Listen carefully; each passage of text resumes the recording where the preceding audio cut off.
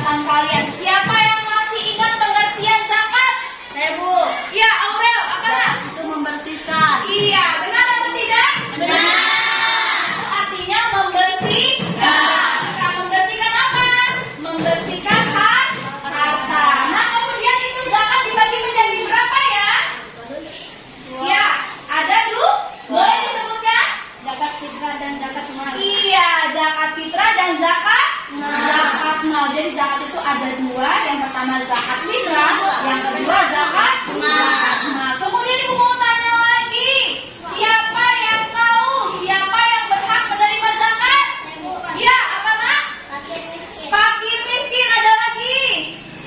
Ya, mu'alaf itu apa ya? Iya, pintar. Berarti kalian semua sudah paham tentang pelajaran zakat ya. Hari ini kita akan melanjutkan pembelajarannya, yaitu mengenal keteladanan Nabi Muhammad SAW dan para sahabatnya. Hari ini kita akan melanjutkan pembelajaran, yaitu apa? Keteladanan Rasulullah SAW beserta para sahabatnya. Tujuannya adalah setelah kalian mempelajari tentang keteladanan Rasul, kalian dapat membentuk kasih sayang Rasul terhadap anak dan keluarga, orang tua dan masyarakat. Setelah itu kalian nanti akan berdiskusi, ya, dapat mengumpulkan informasi beberapa sumber tentang contoh-contoh kepedulian Rasulullah SAW terhadap lingkungannya.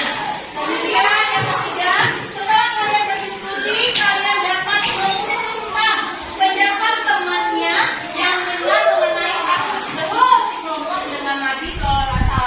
Terus yang terakhir, pada kegiatan refleksi dan penutupan kegiatannya, yaitu kalian dapat mengambil kesimpulan dari kisah keteladanan Nabi Muhammad SAW.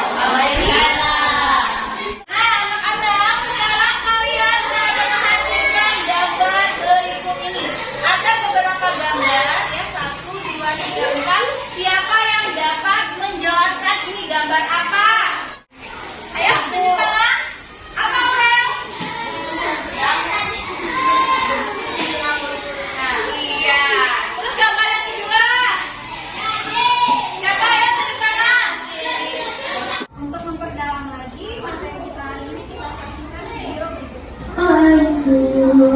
Salam selamat dan sejahtera, saling mendoakan di antara kita. Jawablah waalaikumsalam. Selamat pagi, semangat pagi. Bagaimana kabar anak-anak semuanya? Semoga selalu sehat dan selalu dalam lindungan Allah Subhanahu wa Ta'ala. Sebelum memulai pembelajaran pada pagi hari ini, sebaiknya kita berdoa terlebih dahulu. Kita berdoa bersama-sama, semoga apa yang kita pelajari hari ini bermanfaat untuk kita semua. Bismillahirrahmanirrahim. Rabbi tubillahi rabbah wa bila islami dinna wa bi muhammadin nabiyya wa rasulah. Rabbi zidni ilma warzuqni fahma. Amin. Nah, hari ini kita akan belajar pendidikan agama Islam dan budi pekerti tentang keteladanan Rasulullah SAW dan para sahabatnya dalam subtema keteladanan Rasul Sallallahu Alaihi Wasallam. Nah, anak-anak, sebelum masuk materi, ayo kita bersalawat terlebih dahulu. Salatullah salamullah ala Tuha Rasulillah. Salatullah salamullah ala Yasin Habibillah. Tawasalna bi bismillah wa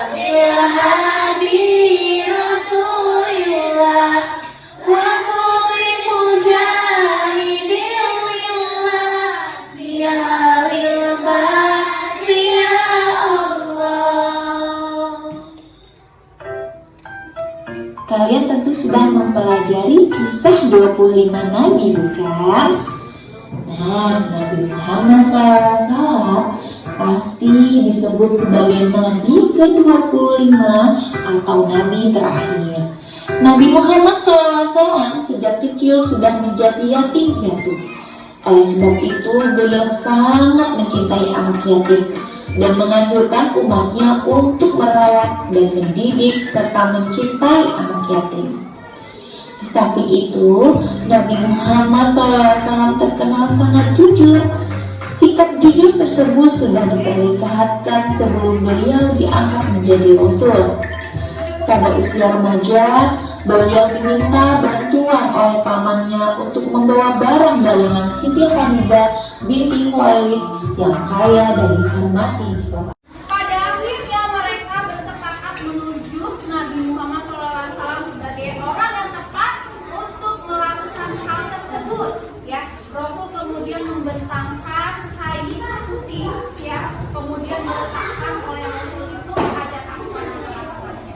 Ya, kemudian beliau meminta seluruh pemuka kabilah yang berselisih itu untuk memegang ujung-ujung kain tersebut, ya, sehingga mereka bersama-sama dapat meletakkan Hajar Aswad itu dengan menggunakan kain tersebut, ya. Setelah mendekati tempatnya, Rasulullah SAW yang kemudian meletakkan Hajar Aswad tersebut. Ini merupakan jalan keluar yang terbaik, ya. Seluruh kabilah pun setuju dan gembira karena mereka tahu ini adalah jalan keluarnya. Mereka pun jadi saling tidak jadi menumpahkan darah, ya. Tapi kalau pada saat itu Nabi Muhammad tidak mempunyai pikiran untuk melebarkan sebentang kain, kemudian meletakkan Hajar Aswad tersebut, pasti ada perselisihan. Kalau ada perselisihan pasti akan pada. Nah, sejak saat itu beliau dikenal di antara kaumnya dengan sifat-sifat yang terpuji. Dapat menyelesaikan masalah, ya, nah, ya, akhirnya mereka tidak saling bertengkar. Nah, para sahabat dan pengikutnya saling menghormati dan mencintai Nabi Muhammad sehingga Nabi Muhammad diberi gelar Al-Amin. Apa arti Al-Amin? Orang yang dapat percaya. Nah, biar kalian lebih paham lagi tentang kisah keteladanan Rasulullah SAW, mari kita saksikan video sebagai penguat materi. Oke, siap? Aswad, bangsa Quraisy berselisih tentang siapa yang mendapat kehormatan untuk meletakkan Hajar Aswad ke tempat semula. Pada akhirnya, mereka sepakat menunjuk Muhammad SAW sebagai orang yang tepat untuk melakukan hal tersebut. Rasul pun kemudian menyarankan suatu jalan keluar yang sebelumnya tidak terpikir oleh mereka. Beliau menyarankan selembar selendang. Kemudian Hajar Aswad diletakkan di tengah-tengah selendang tersebut. Beliau meminta seluruh pemuka kabilah yang berselisih untuk memegang ujung-ujung selendang itu. Mereka kemudian mengangkat Hajar Aswad itu bersama-sama. Setelah mendekati tempatnya, Rasulullah SAW yang kemudian meletakkan Hajar Aswad tersebut. Ini merupakan jalan keluar terbaik. Seluruh kabilah setuju dan meridhoi jalan keluar ini. Mereka pun tidak lagi saling menumpah darah.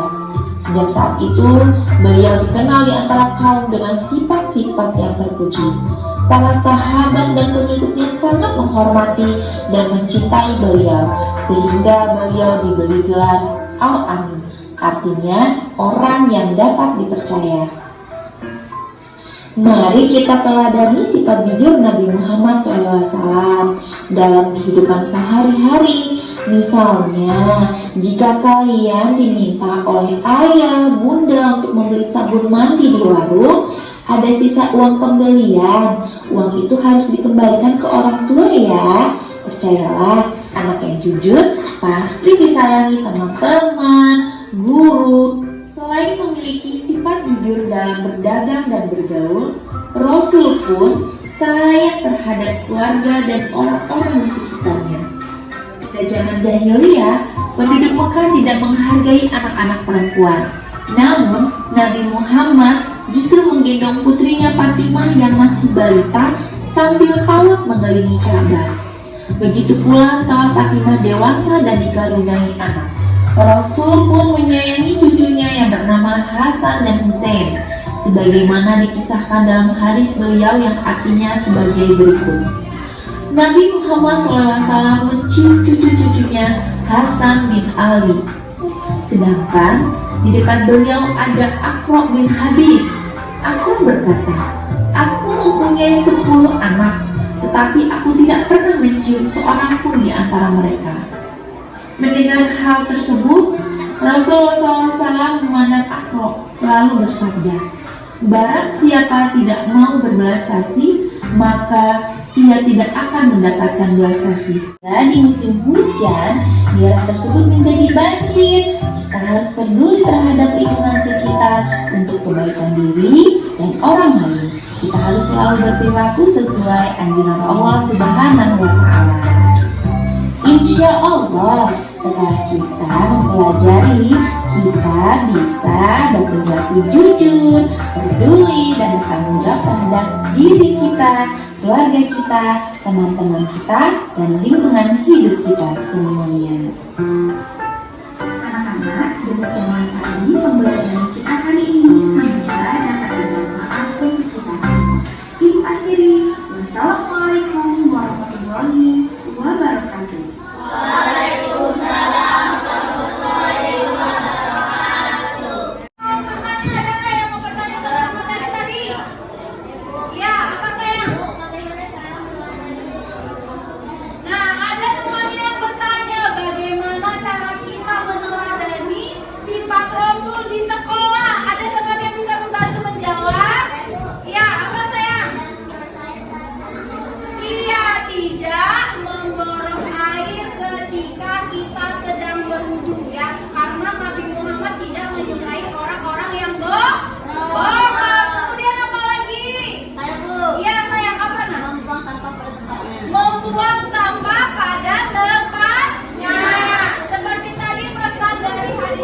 Yaitu kebersihan itu adalah sebagian daripada iman. Ya, yang diingat yang patut kita teladani dalam kehidupan kita sehari-hari, yaitu Nabi Muhammad SAW itu menganjurkan kita untuk berhemat, ya Naya, untuk berhemat. Kalau kita menggunakan air berwudu itu tidak boleh boros. Kemudian kita harus menjaga lingkungan hidup kita, baik di rumah, di sekolah, maupun ada di masyarakat. Buang sampah pada tempatnya.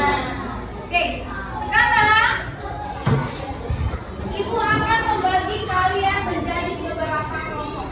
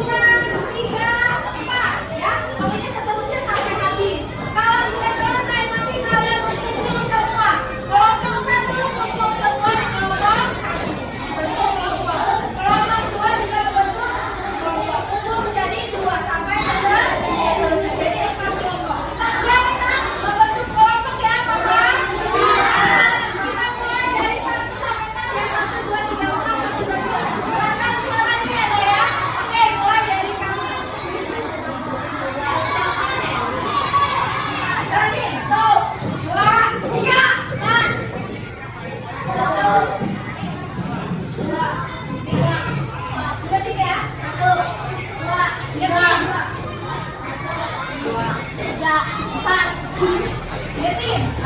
Satu, empat. Satu, dua, tiga, ya. Jadi sekarang kalian membentuk kelompok. Kelompok satu kumpul di kelompok satu semuanya di sini. Kelompok dua di sini. Kelompok tiga di sini. Dan sekarang